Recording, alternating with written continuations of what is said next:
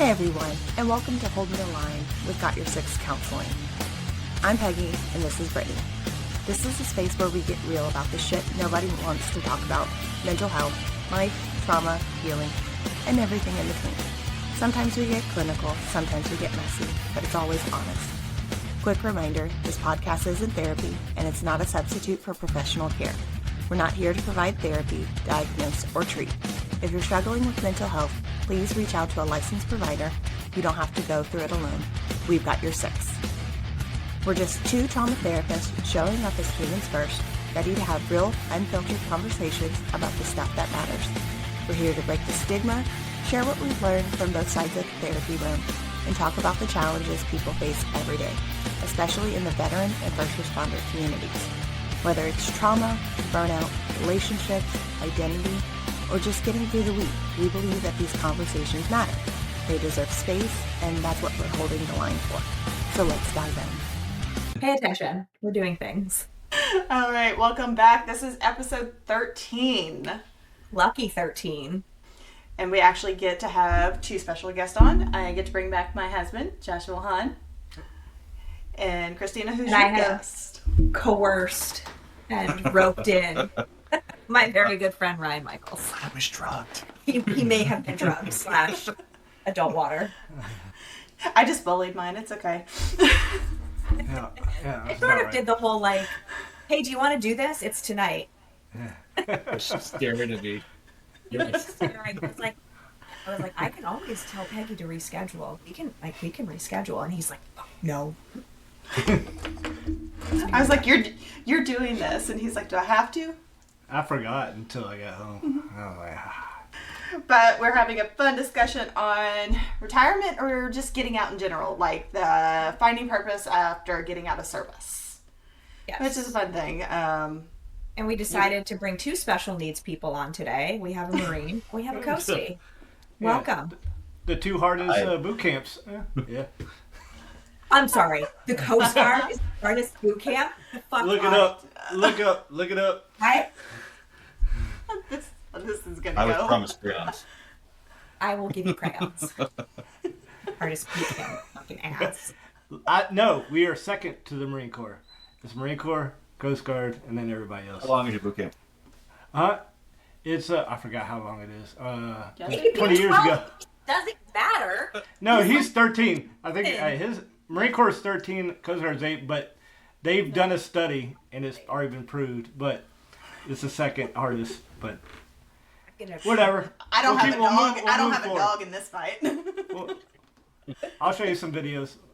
I'm just gonna sit back and relax on this one. Did they have video cameras back when you went through boot camp? Oof. They allowed them in boot camp? Or one that you bring with like the microphone that goes out the front? Yeah. Yeah. I'm old. That's why I We're retired. starting strong. Yep. But you did your 20. How long was everybody in? I was in just shy of 10 years. It was a one tour, a 5-year contract.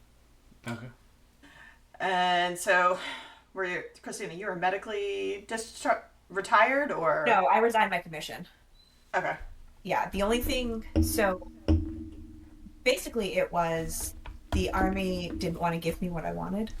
Mm-hmm. And I was like, you guys can go fuck yourselves, I'm out. And so I submitted a resignation because as an officer, it's not, you don't have like a specific term, right? It's not, you're indefinite from the time you sign up. You're sort of required to do the first 4 years because then they pay back your ROTC. So I'm in an ROTC. So if you do 4 years and then you have to do 4 years in active ready reserve, then you don't have to pay them back for all the money that they spent on your bachelor's degree. And there's other ways to go in, OCS, degree completion, stuff like that. But I was ROTC. And so I had done my time, and it doesn't matter, like you still have to request from the Department of the Army for me, but in whatever other department. You guys don't get your own department, so it's the Department of the Navy because you guys aren't special. It's an ongoing joke. It's the men's department. Yeah. And you guys aren't even like the Department of Defense. It's the men's department. So I had to submit a request, and you have to get basically everybody in your chain of command to sign off on it, and then your branch chief says, like, there's a 2-star in charge of your branch, and they say yes or no. And mine said no 4 times before I finally cornered him with purple hair, and he finally said yes.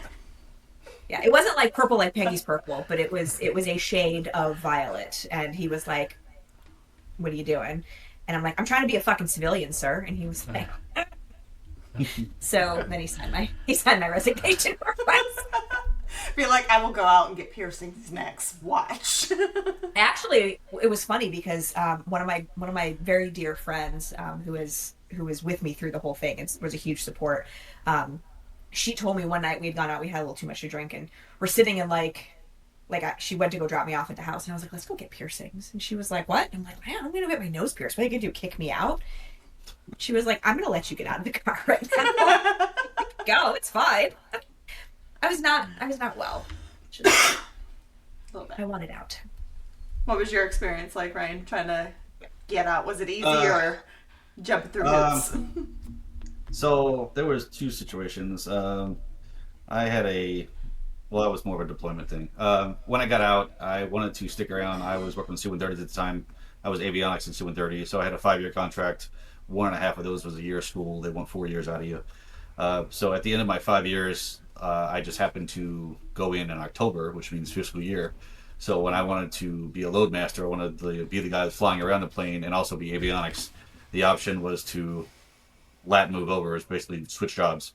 And they couldn't tell me that position was open until October 1st. Well, my EAS was October 5th. So they're like, you got to do your packets and everything else. So basically I was kind of like told highly unlikely and just go ahead and get out. So I did that. And then later on I joined reserves, which is a whole different story that didn't work out well, but yeah. But yeah, I wasn't really forced out for that aspect. I was forced into a second deployment, which is probably a different podcast, but yeah, it's a whole different story. Getting out for me wasn't too bad. I stayed in San Diego. I got out in Miramar and stayed around, but I had so many military close friends that were still in for many years over. And because I stayed in the military environment, the transition of friends wasn't the same as had I gone back to New Orleans, where I'm from, and definitely would have been highly different. My man, he's from New Orleans. Don't, please don't. Not Nolans. Oh God, I hate that. Nobody does that. Nobody does that. I love this messing with her. I do it because of her. We met each other in New Orleans. That's why I mess with her. Okay. Peggy's actually, like, the company that she LLC'd when she became an LPC is called Fleur de Lis Counseling. Nice. So were you ever in contentious with anybody else using Fleur de Lis stuff? Mm-mm. No? Not in the state where she lives at. Fair enough, yeah. Okay. That's like, there's a Got Your Six, like in Ohio or Wyoming or some shit, I don't fucking know. But not in Virginia. I scooped that up. Okay. And besides, wherever other state they're in, we're better. We're cooler.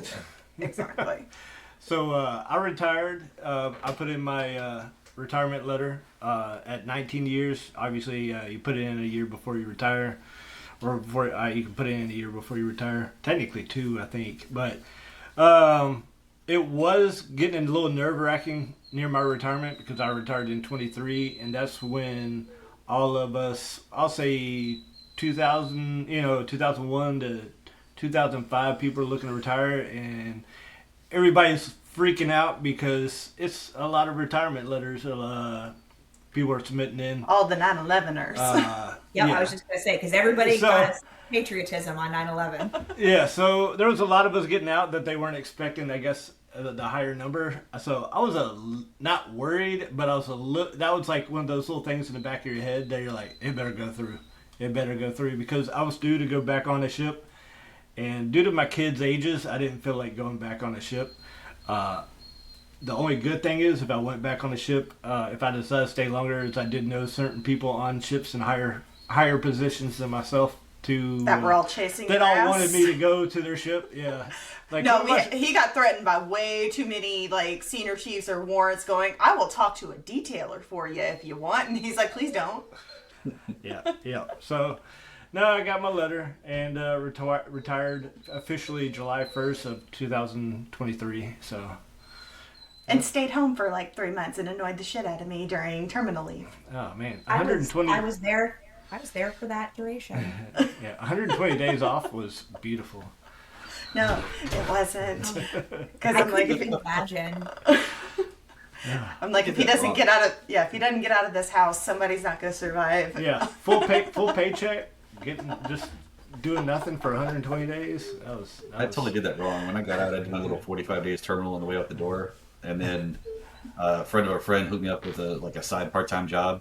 So I went from doing pretty much doubles the last week of the Marine Corps. I was working night crew in the Marine Corps, and then days for this other company, and I just didn't take a day off the whole time. So I rolled for the first 45 days was double paychecks. Every other week I was getting paid. It was great. And then sleep and deprivation hit. Yeah. Yeah, I didn't take any time off. I got out. So it was interesting because the way that mine worked is they didn't I had used up all my leave. So I burned it all and was like, whenever they weren't going to tell me Kodak was upset. Yeah, she is. She is. Now I hear Winky. He's starting to get upset. Sorry guys, if you're listening, you're going to hear our dog whining. Dario for us both. Yep, exactly. So when I got out, my resignation, my approval got signed. And then I didn't have an out date, but at that point I'd already burned all my leave because I was looking for jobs, and my partner at the time orders to Fort Bliss, which is in Texas, and so he was down in Texas, so I was going down there and helping move in and unpack and job search, and so I was doing all that stuff, and then they handed me I got my packet, my final out papers on Wednesday afternoon before Veterans Day weekend. And so for those who don't know, we get a 4-day weekend for Veterans Day. Yeah. And so I got my papers to get out on Wednesday afternoon, right? I had Thursday of work, Friday, Saturday, Sunday, Monday was off. My out date was 9 a.m. on Wednesday. So I had 2 business days to get the fuck out of the Army. And let me tell you, I did it. I had all my shit already packed. I was at CIF with a checkbook and all my shit. And I was like, here. And I knew one of the CIF guys there because we'd worked together. We had deployed together. And he sees me and he's like, man, what are you doing? I'm like, I'm trying to get the fuck out. Whatever I need to do, so he's like, all right, I'll walk you through. So he took some stuff he probably should have taken. But then at the end, I had to write them a check for $250. I was like, fucking here, bye. And then housing, I remember going in through housing and there was this line out the door. I just cut everybody and they're like, what are you doing? And I'm like, as I'm walking by with my captain rank, I'm just like, yes. I went up to the front, just cut everybody in line, was like, fuck everybody. And then they were like, oh, we don't have enough time to pack your shit. And I was like, full Diddy move, I got this. It's already in a storage cabinet. I had everything squared away. I left the Army. I outed from the Army in 48 hours. So you were living in the barracks as a officer? No, I had rented my house. I bought a house. When I knew I was trying to get out, I wasn't sure what the timeline was, so I rented it and was living with a friend of mine. Okay. And then they gave me my out papers. Okay. All right. So did anybody have that oh shit what now moment when you're getting out? I'm done with this. This has been my identity for so long, and now what? I think that I was in. Same here. My favorite story that I love to tell people who are getting out or who are recently out. So my partner at the time was already in El Paso, and I had 3 job interviews set up. And so I was packing to fly down there to interview. And I'm living with my friend Brenda at the time. She's an officer, so she went green to gold. So she enlisted for 10 years and then crossed over and became an officer. So I'm staying in her guest room and I'm packing up all my stuff, right, to go away for a few days to go interview. And I'm staring at my closet and I burst into tears. I was so overwhelmed, right? I'm like, what kind of shoes do I wear to an interview? It's before Labor Day, so can I wear white? Do I wear white shoes? What are white shoes? Do I wear a blouse? Do I wear a suit? Are my pants? I didn't fucking know what to do. Can you mix brown and black? I don't know. I had an organization telling me what to wear every day. So I'm having this apoplectic meltdown, bawling in my room. So Brenda hears me. She comes upstairs. She's like, "Are you okay?" And when I tell you, snot bubble crying, I was like, "I don't." She's like, what do you mean? And I'm like, what do I bring to an interview? And she's like, I don't know. And she's staring at the closet with me. And she's like, what about this? And I'm like, okay. And the next thing I know, she's crying. So the two of us are bawling, right? Hugging each other. And she's like, I don't know what you should pack. Like, me either. And we're just bawling. No idea what to do. I didn't know what to wear. Like, what did civilians wear? What did they do? How did they walk? What did they do with their hands? So it was just this like really like fucked up moment for me where I realized that I had been so immersed in a culture that told me everything, and the fear of like leaving and not having somebody tell me to wear to this event was like it was overwhelming. So that's my funny story that still doesn't change. I've been out for longer than I was in at this point, and I still look at my closet in the morning. I'm like, I don't know. Which is probably why we're all black, because it all goes together. So I'm like, oh, black shirt with black pants, that matches. Fuck it. I won't say when I retired, I was freaking about my identity. I mean, maybe a little, but not 100%. I knew I wanted to do something different, but I did apply for jobs that were engineering because I was, I was a mechanic. I knew that's done it all my life, but I'd applied at multiple different jobs. One of them was engineering that dealt with ships. Everything sounded great. Pay was great. Everything was great until we talked about hours. And I'm like, so what kind of hours we talking about? He's like, 60 to 65 hours a week. And my mouth just dropped. I'm like, nah. I was like, everything sounded great until you got there. I was like, look, man, I'm retiring from the military for that reason. Like, I don't want to be gone from my home more than, and not seeing money and it all. So I enjoy it. I just, I was like, you can go work at AutoZone for all I care. Please don't ever do that again. when I get built up frustration with work, I just get silent. I just get so frustrated. I mean, even with this job I'm currently at, which is a temporary job itself. I mean, it's great for what it's good pay for not a lot of responsibility. But it's not what I want to do. This corporation bubble is definitely not it. It's kind of like corporations are kind of like the military in a certain sense. Everybody up top thinks they know what the people down low need, but they don't. Reality, yep. So you're annoyed. You are annoyed by 100%. They also they changed the program, and there's nobody in my building. We've been on this new program since May, and it's still everybody hates the program. I mean, do we know how to use it? Yeah, but we still hate it.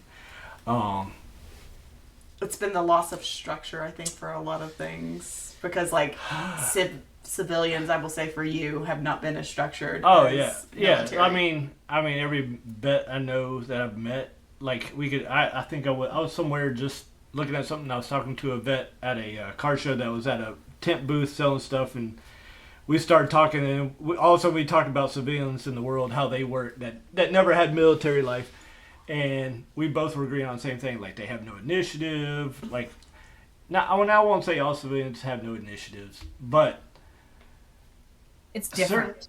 Right? Like posture, you can tell who's in the service. Yes, hairstyle. Like, guys, I'm over a good amount of guys on pay when I just jumped right into a job. There's guys that have been there 5-6 years. They want more money, but they don't want to learn to do anything. They're like, you got to pay me more.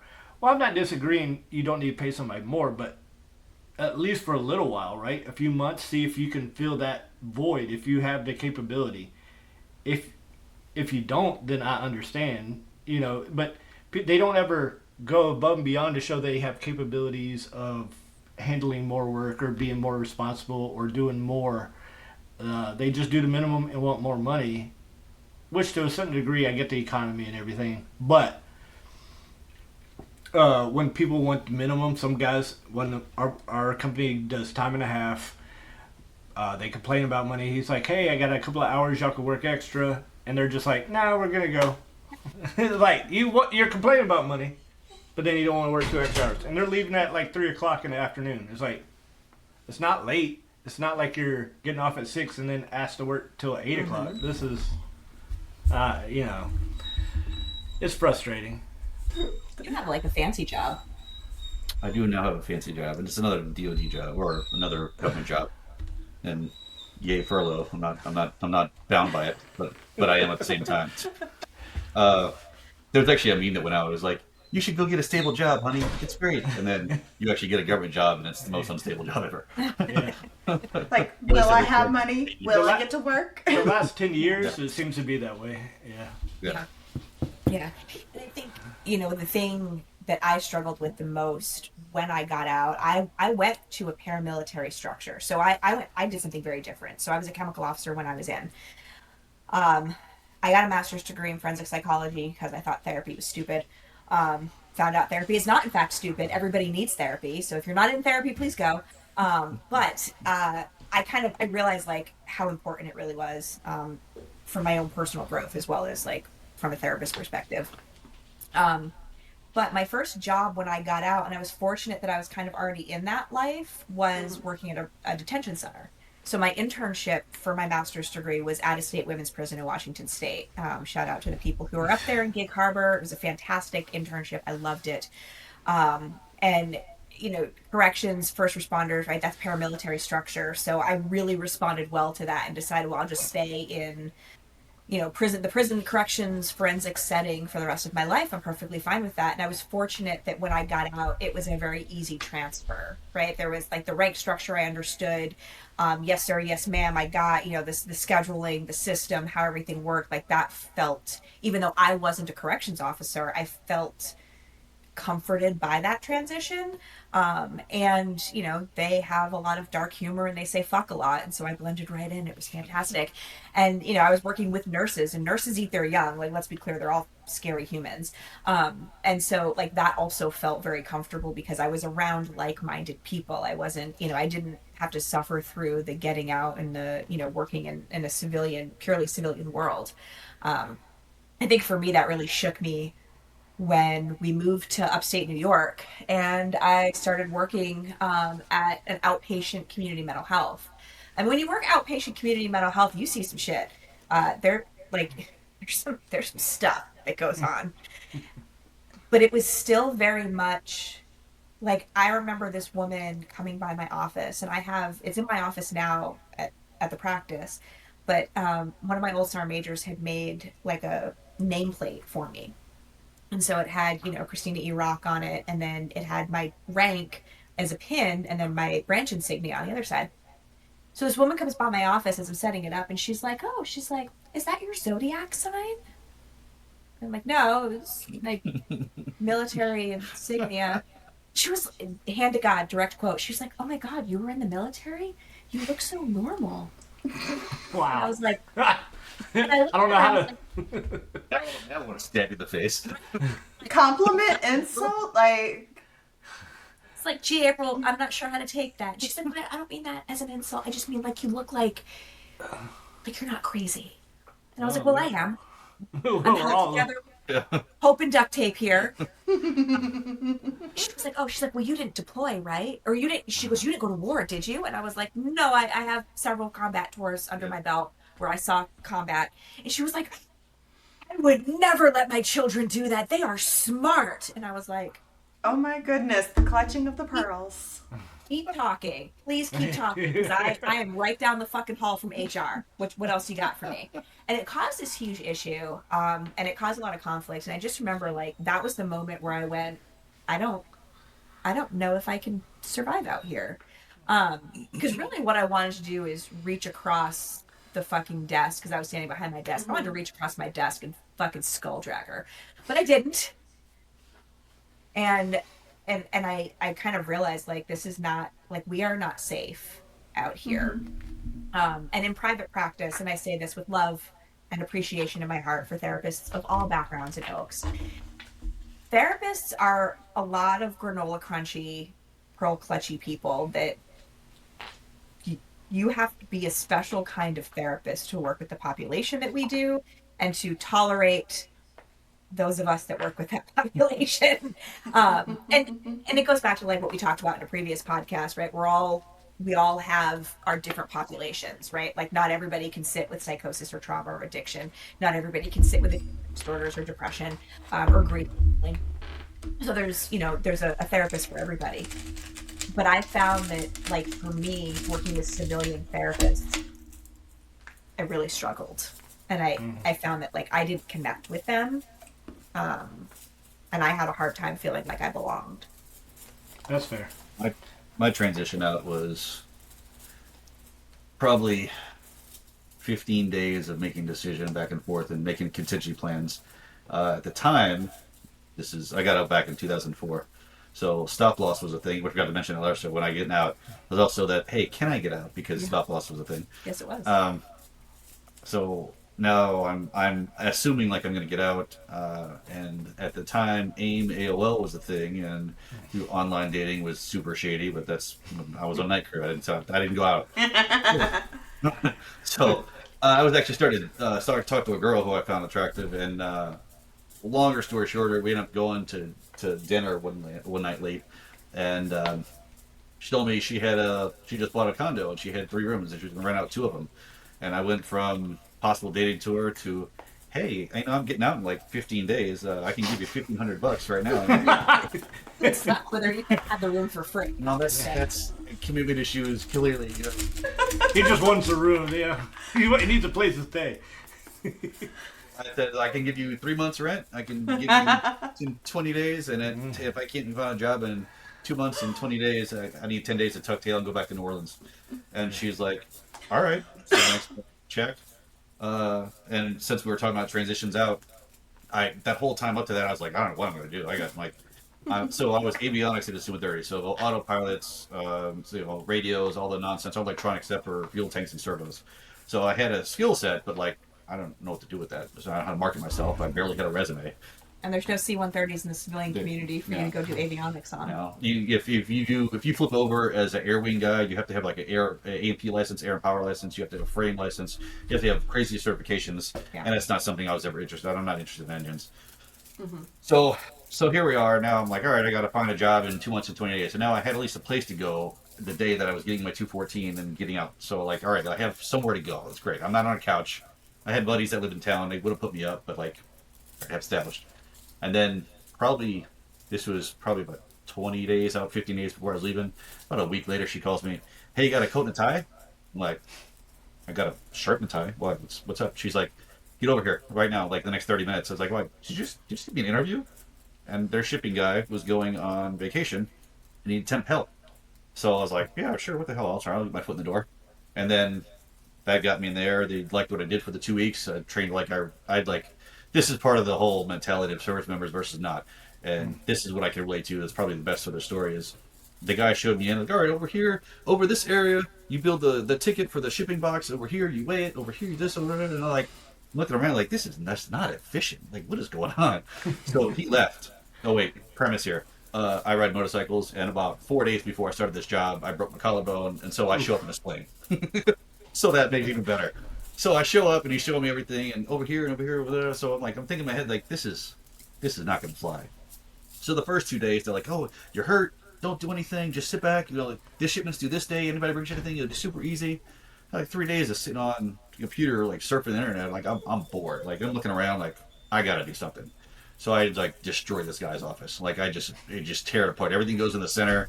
I start stacking tables up. I do boxes better. I put everything in the fishing man. Like, you weigh here, you pack it here, the tape's here, the staples here. Like I made it like an assembly line, and I just made it super efficient. And after the end of the 2 weeks, he comes back from whatever vacation he was on. He walks in and he's like, "What the hell happened?" Like, all right, don't get mad at me. I know I'm the new guy. Here's a box. Go ahead and mail it. He'd go to the spot where it was before. It's like, no, you start over there. All right, take a step to your left. Take a step to your left. And everything was just linear down the way. He's like, that's your right. Whatever. They're seeing it backwards. No, it's actually. So anyway, it was a linear process. And he was like, all right, I get it. It was nice. And from that, they actually offered me a full-time job. And then 4 or 5 weeks later, they found out I had SATCOM experience because I was C-130s and had radio experience. And then I started with their testing division. And within 2 or 3 months, I had like a 15K raise from this private software development company. So I got hooked up great. My transition was really easy. The hardest part of the transition was I think when we talked about this yet, I'll put on step on your toes, was all the people that I now had met in this civilian software development company. We'd go out and have drinks or whatever, and like, hey, I'll call you later. The hardest part for me was like in the military, when you say you're going to do something, there's a better chance than not you're going to do it. And the hardest part for me was like relying on the people saying they're going to do things. I'll call you this time. I'll do this. I'll be here. I'll let you borrow my truck. If I need to borrow something, right? And they just wouldn't follow up, or they would like just leave you hanging. And you're like waiting around on a Saturday at 10, 11, 12. Like, well, dude, what are you calling me? Oh, I'm sorry, I slept in. Like, what? Dude, man, I did shit. That was my hardest transition. Yeah.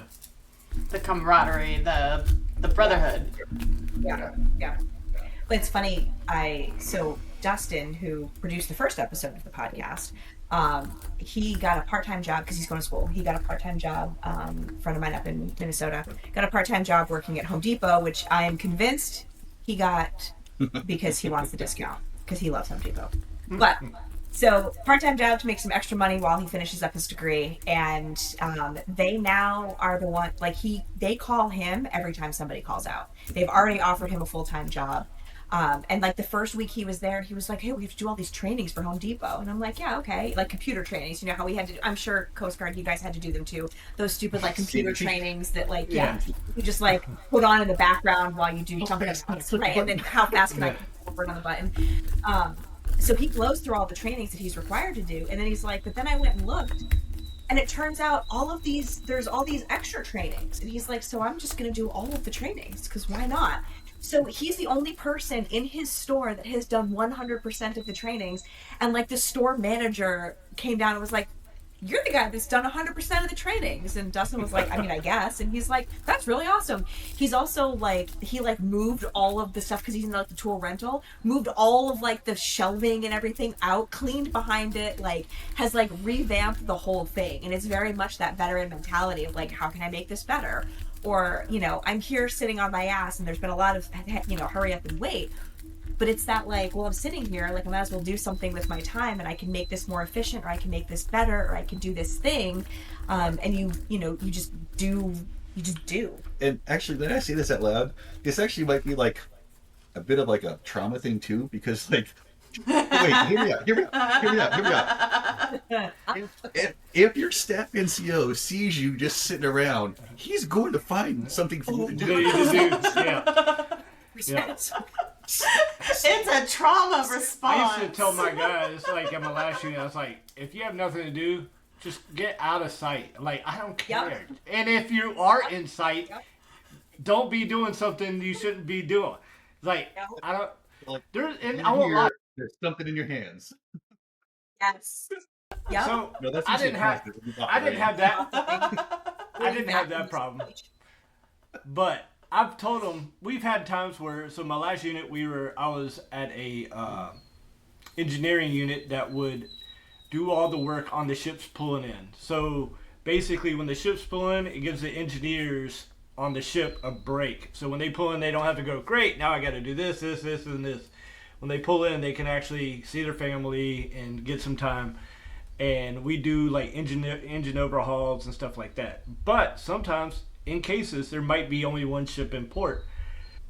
There's not a lot of work going on. So I'd be like, look, man, reorganize the tools, I don't care, find things to do. I was like, go learn what the DCs, go to the, like, so, you know how, so Navy and Coast Guard have rates, you know, all the other branches have MOSs. But what I would tell them is like, our rate is engineers, MKs.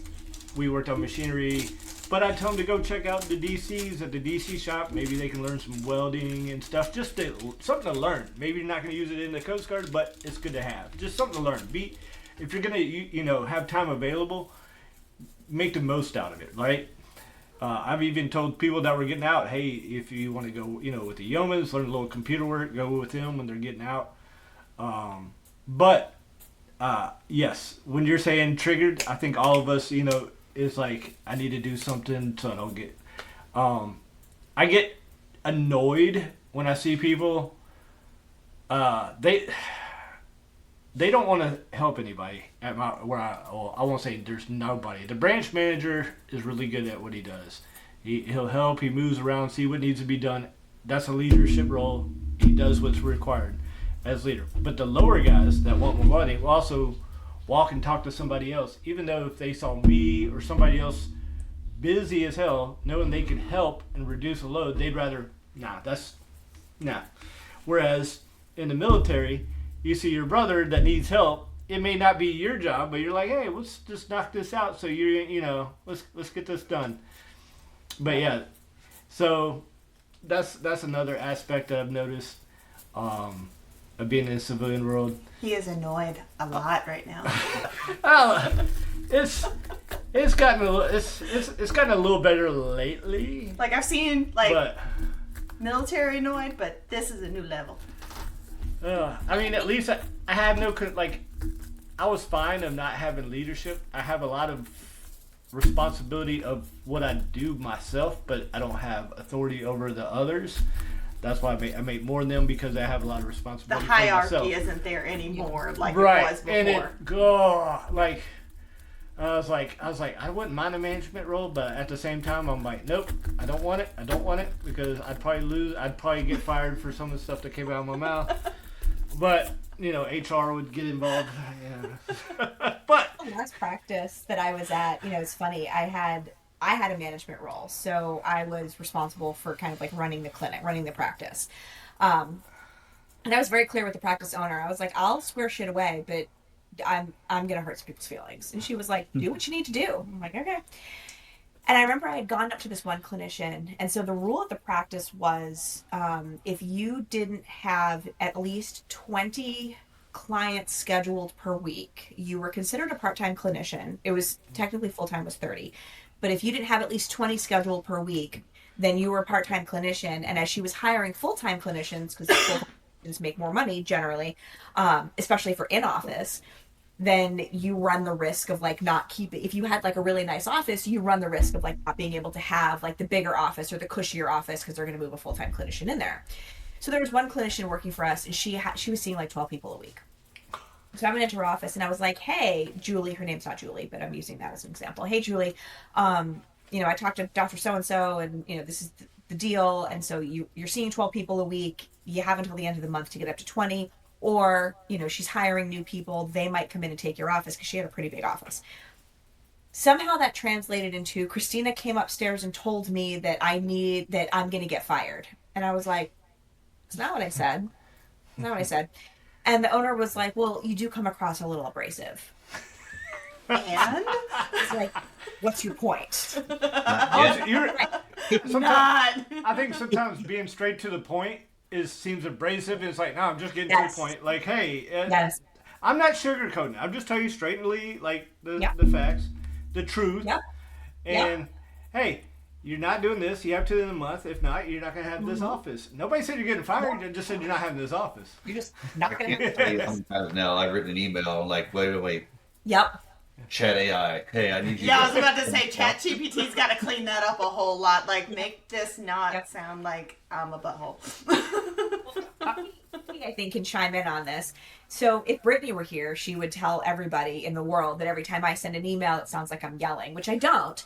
And I will be in my office and I'll be like, hey guys, this is the voice that I use when I'm typing out an email. And Peggy's like, that's not, or Brittany's like, that's not what we hear. That's not here. That is what, I just hear it as it is an email. And Brittany's like, she is yelling at us. And I'm like, stop reading tone that's not there into everything. If it's all caps, then it's got to be all caps to be yelling. Well, and that's she will reiterate, I am yelling right now. I'm yelling. Now right. she's So yelling. I now have to put in my emails, and yes, I'm yelling at you.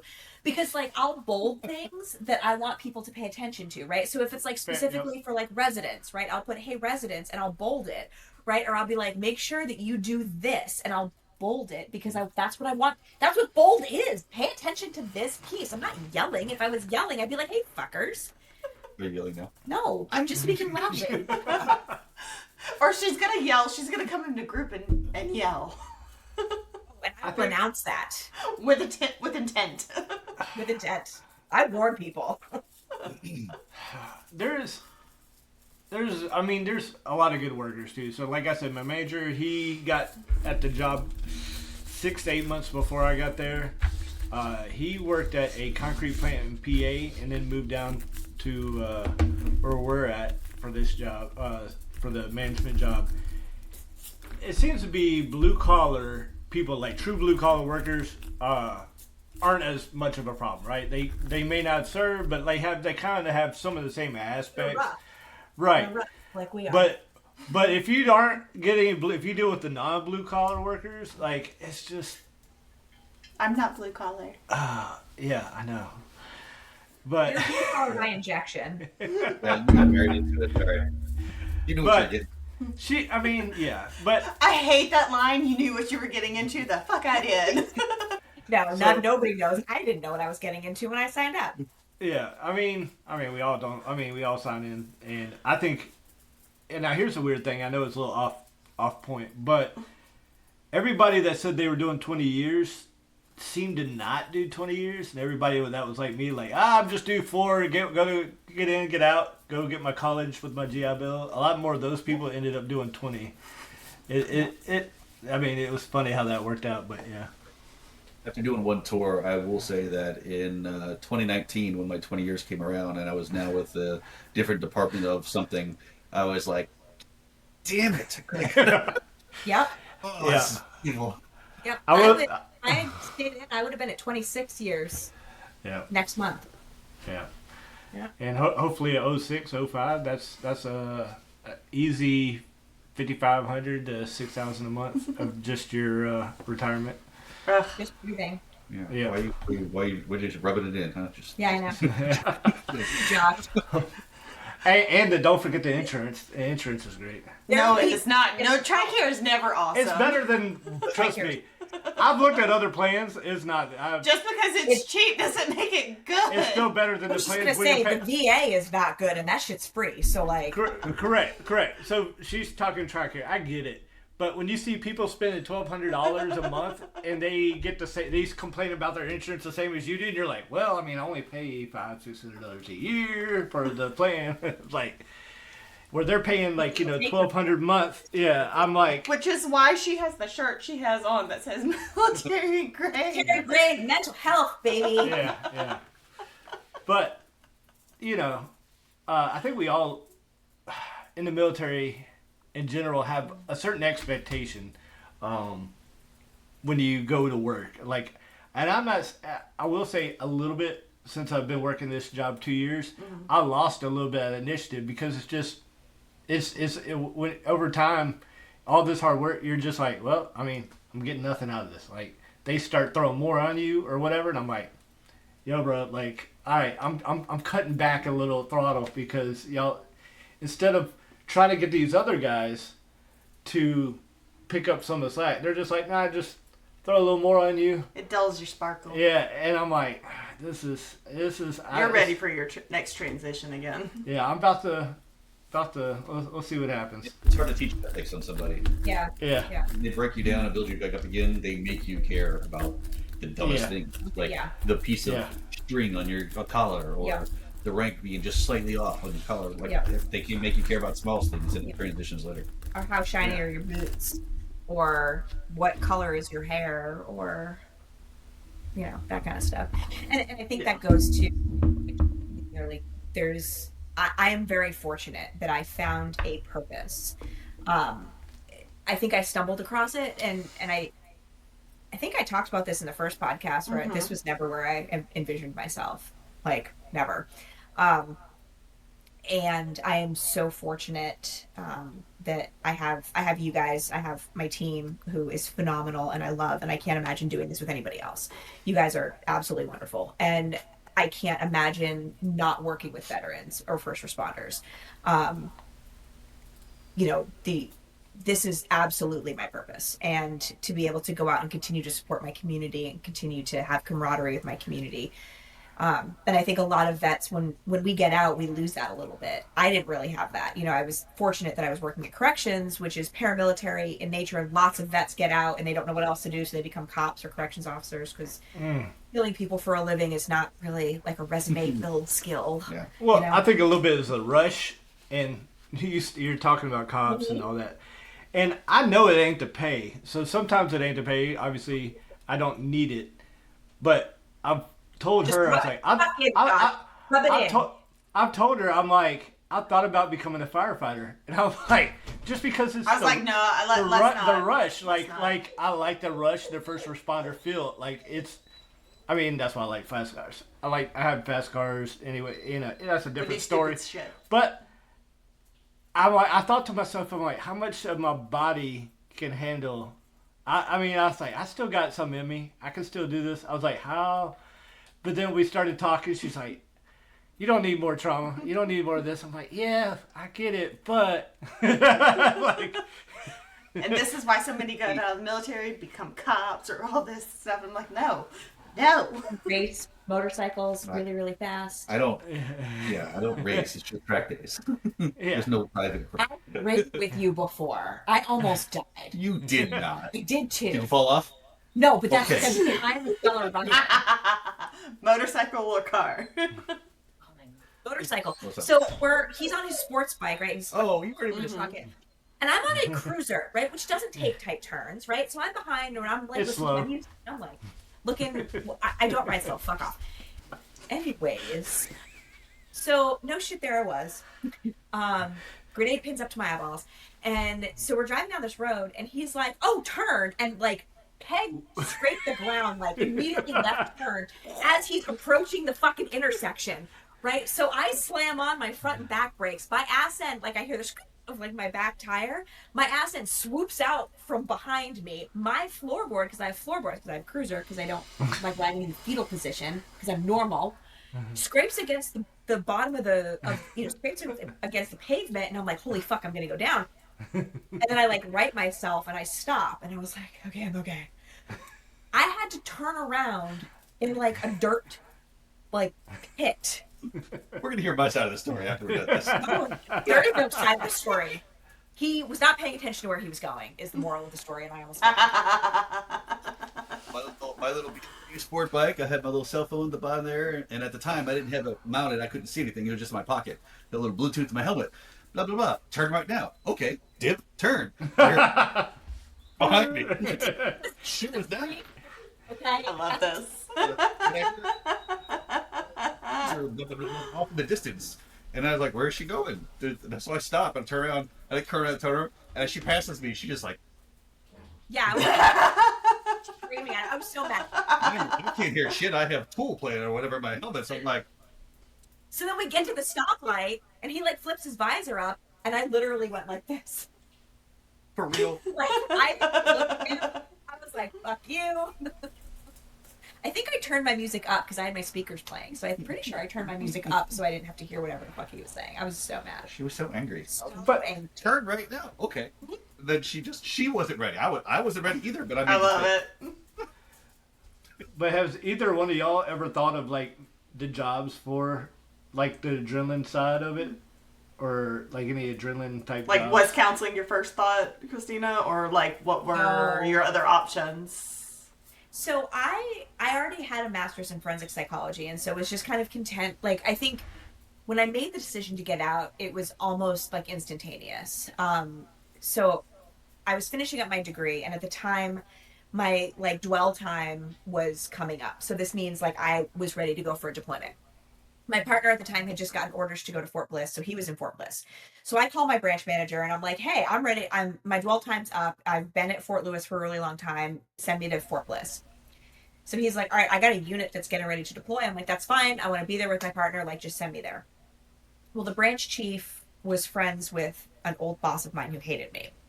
So once he found out that I was going to there, and because I wanted to go there, he called the branch chief and she canceled my orders and was going to have me stay on Fort Lewis to deploy in like almost a year with another unit. And I was like, fuck this.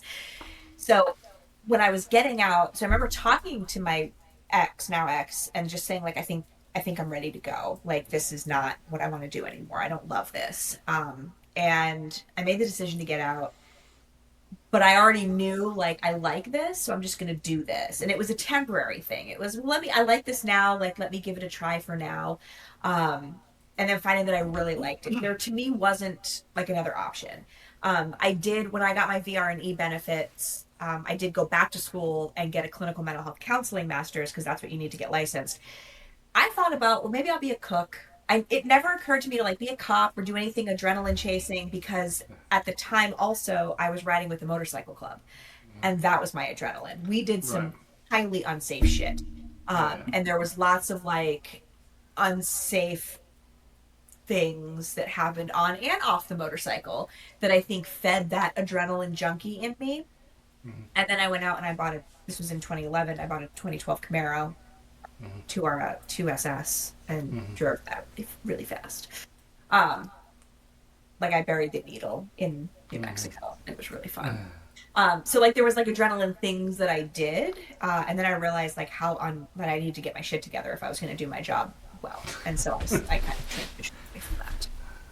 You appreciate the car. It's really nice. I had it all kitted out, and yeah, it was really fancy. My issues, I still have them actually. So when I was in Miramar my last couple of years, I started doing skydive school. Actually, I was still in at the time, and and so I think it was like Skydive San Diego was the group name, whatever, and you could pay for everything all up front. So they let you do. You had to do your first 3 or 4 dives were tandem. They're holding on. So they're holding on. So you're jumping by yourself and you're pulling your chute by yourself, but there's 2 guys hanging on you the whole time. So the first one you do a tandem, and then like if you like it, then they'll let you then use that $100 to $200 to then do the pre-purchase of the first 12 rounds, and then you have like 12 lessons, 12 rounds to go through. So I got to like 8 or 9, and then I got deployed. And for any month that you weren't there, you got cycled back to lessons. So I was gone for a 9-month deployment. So I was like, well, I have 3 free skydives to use later. Turned out to be somebody's birthday gift later, but so I had that, and then while I was in San Diego, that's where I started learning how to ride sport bikes, and race them. No, well, I did track days later on after I got out, but while we're in, I was the typical safety brief nightmare, but I never got caught. I was part of it. I loved to look at them, and I do little wheelettes. I could just power all the gas and come up and come back down again. I couldn't do a wheelie to save my ass. So all my friends would, and we had a bunch of guys. So I was the guy waiting, and she was the one recording. So I was like way up in the front, and they come past me. And I was like, look up, someone would have little chatter boxes. We talk to radios back and forth. So I was around all the adrenaline, but I just didn't have that. But I was the guy racing on the track or doing high rates of speed on the highways, stuff that was. Hey, look, you can look at me. What? No. I have YouTube videos. No, he's got YouTube videos. We have multiple speeding tickets. This is in the past. I've gotten way smarter. I've learned how to adapt and overcome certain. Reckless driving. Ryan should go skydiving together, and then we can be their life insurance beneficiaries. Done. I guess you mentioned you just called me an old man. I will say I've toned down only for the fact of now that I've started like strictly riding on racetracks, and it's kind of like the safest environment possible. And I'm still doing a buck with Jesus on the track, so I'm getting older, and I'm still doing dumb shit as an adult. But at least now my toys are not any less expensive. But I guess I've try to take as much risk out of as I can. Right, you don't want to start over with a new bike or damage. We don't bounce back like we used to. Also, warranty's expiring soon. We don't bounce back like we used to. We get hurt, we stay down. But yeah, I've been wanting to skydive, and that's why I looked at her. I'm like, skydive. See, I wanted to do it for my 40th, but I knew it wouldn't have went well because I retired around my 40th, so I knew still in the military. I was like, they won't let you. They weren't gonna be happy. They're like, yeah, watch, you'll die right before he retires, and then we'll have to pay out. But and as long as I keep him a potato for so long. But yeah, that's definitely one something to do. But I mean, I know my body couldn't do more than another 10 years of something like a firefighting. But I don't know. It's just right. It's We're not thinking about it. Get it out your brain. I know I don't need to do it. You could do a volunteer thing, like you could drive. See? Yeah. But he could drive the truck or the ambulance to pick up somebody else. I'd be the best truck driver. I'm sure. Nobody believes that. We just talked about him speeding. Yes. That's why I'm saying no. But I'm on Heidi's side on this. Sorry.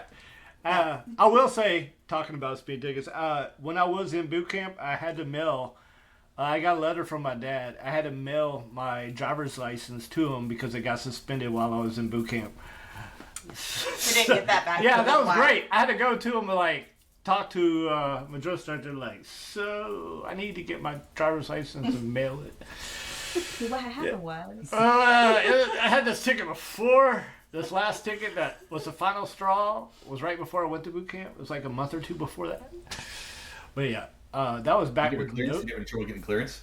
They didn't find out. No, well, I mean. Well, they knew. No, they didn't. Well, no. Because they let him be in charge of the GVs without a license. Yeah, I somehow, don't ask me. This is the early 2000s.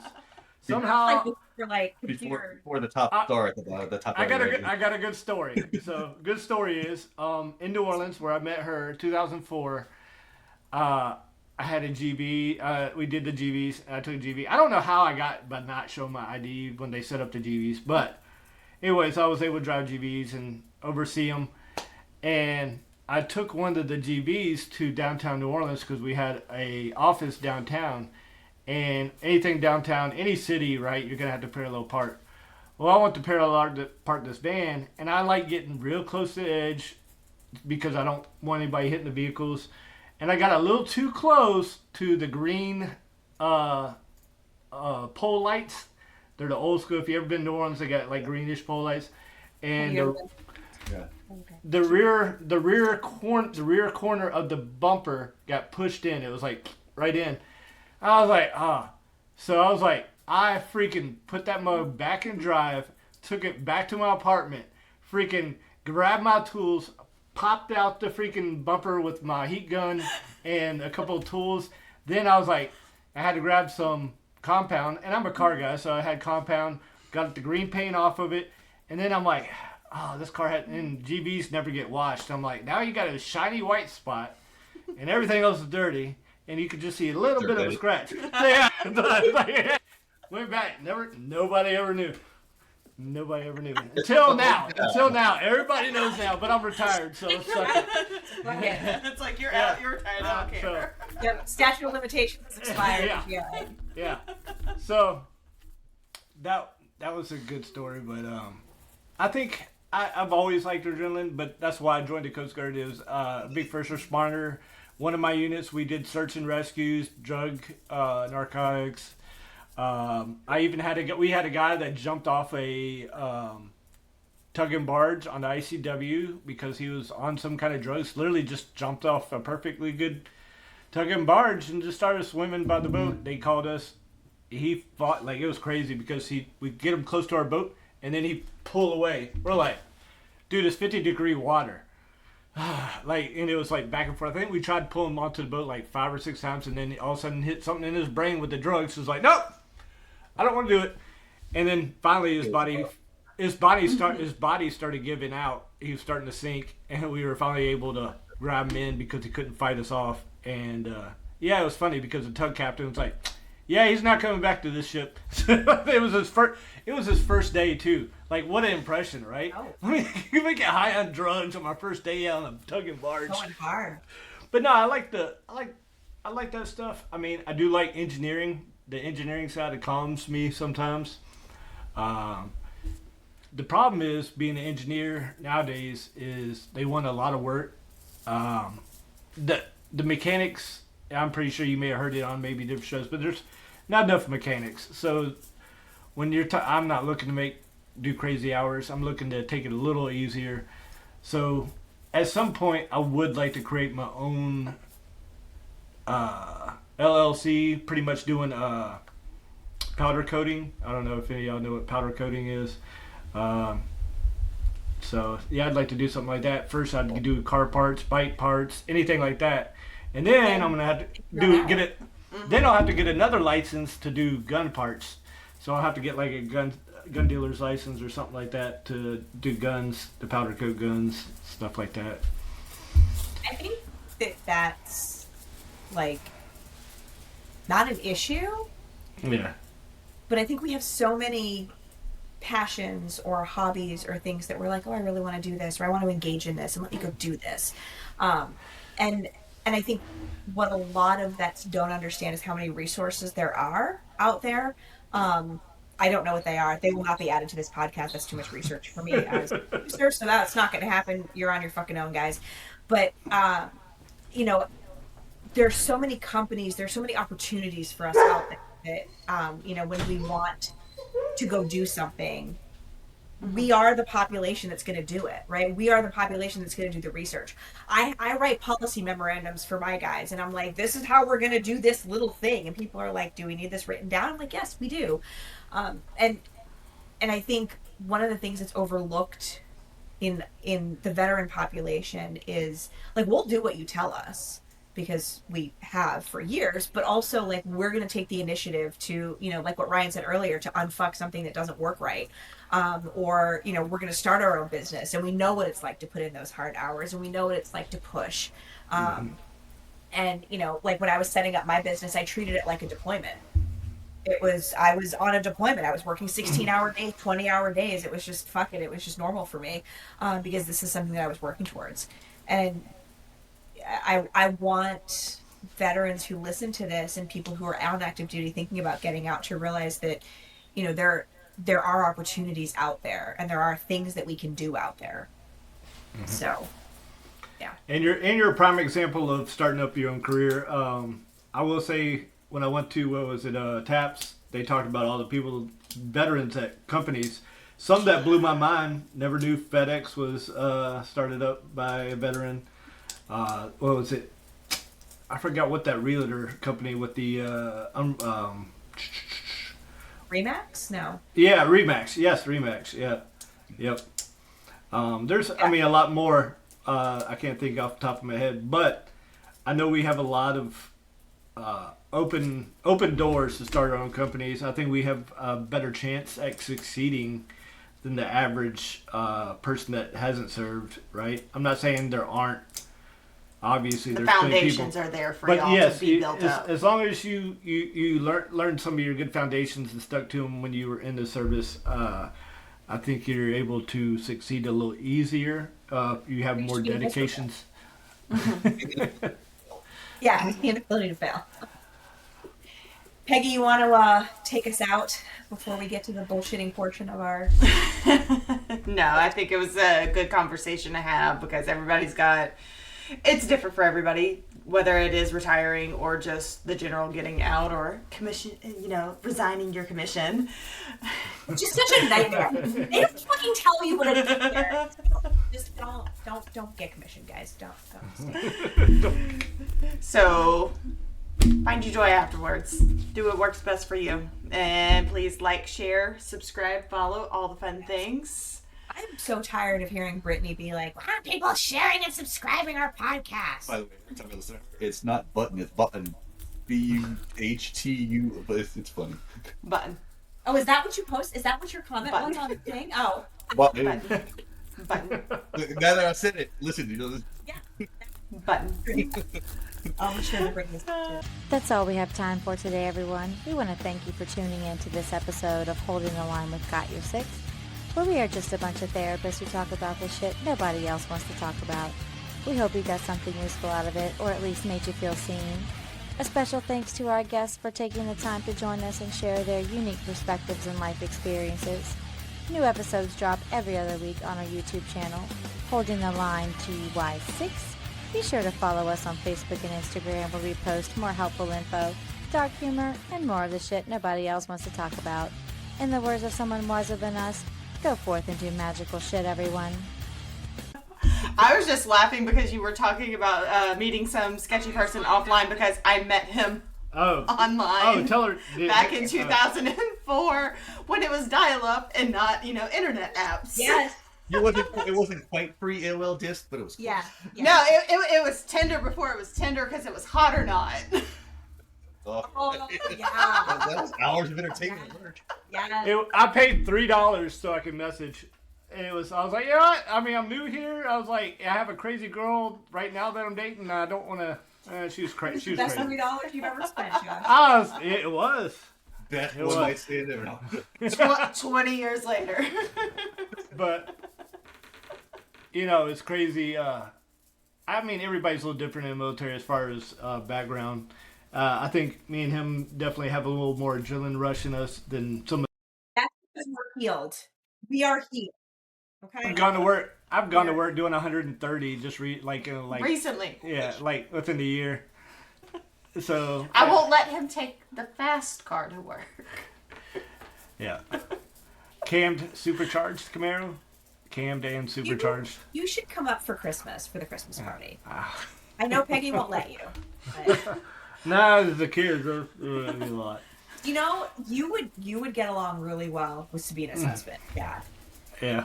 Yes, because it would be 2 golden retrievers in one room, and that would be so much energy. Does he have a fast car? Is it car? No, you two would match energies though. Yeah. I get bored by certain people though. No, ADHD. No, not him. Not him. He has a whole mood. First time I ever met him, he took his shirt off. You know what I will say, when we were talking about people getting out, right? So, I mean, I did 20 years, so I saw my fair share of people doing 4, 6, 8 years, whatever. I think the one thing I did learn to tell these guys is do it. I told them, I was like, make an action plan. I think only thing I told them, I was like, look, it's not telling you I want you to stay in. I was like, think about reserves. Coast Guard reserves is pretty good out of all the reserves as far as you're not going to get choices. deployed. I'm like, no, they deploy. There's certain ones, but right? Or what do you get deployed to the Caribbean? You'd be surprised how many places. Bahrain. Yeah. No, we go to Japan, stuff like that. Like we're everywhere. Japan. But my buddy went to. I went to Afghanistan. No, the units my friend Daniel went to one of his last patrols. He went to Iceland. That was pretty cool. That's But nice. so I mean, I told him though to go reserves and not this. I said, look, you don't have to stay reserves when you get out. I was like, but use it to have insurance and to see what job. If they supply good benefits, then get out of the reserves when it's time. If it doesn't, then you can stay on reserves because some of these guys had families. I was like, think about, at least having insurance. Yeah. I was like, I'm not trying to hold you by any means. I'm like, you can do your own when you get out. That's good. Piggybacking on that, I've worked with a bunch of NSGs during various jobs recently, and I've actually all the guys that we usually do I wear a tie clip that has a Marine Corps EJ on it. So we start talking. Shut up. So I'm proud. I mean, I'm glad I got out and I have a career. So anyway, my story, my turn. We start talking about the future and asking what they're going to do and they're going to get out. And some guys are 20, some guys I don't know. It's like, so piggybacking off what you say is, I actually promote the IRR. So it's like, look, I don't know if you know this or not, but you signed up for 8 years. So I warn them, I tell them about the IRR, and I tell them to, I look at possibly get the reserves, but if you're hell bent on getting out, at some point you're going to miss it. You're going to miss the camaraderie. You're going to miss this. It's dumb, and I don't care if you get out. F this place. I'm out. Peace out. There's no way you're going to miss it at some point. Mm-hmm. So for the next 4 or 5 years, sign up for the IRR. They don't expect anything out of you. You possibly be called up, but it's highly unlikely, right? But what happened is, when I got out and I tried to get back in, I was off contract trying to pick a different job. It's 2 waivers. You only allow you 1 waiver. So when that situation, if you're an IRR, you're technically on contract. You just have to bump yourself up. So in that situation, at least think about IRR. Yeah. No, that's not bad. If the economy goes crap, you can bump yourself up to reservist and have a job. until the government shuts down, right? Yeah. Well, I appreciate both of y'all today for coming on here and doing this. Of course, and thank you, Josh, for letting me pick I mean, you didn't have a choice. Yeah, well, I mean, I wouldn't do anything else, right? All right, guys, we'll see you next time. All right, have a good one.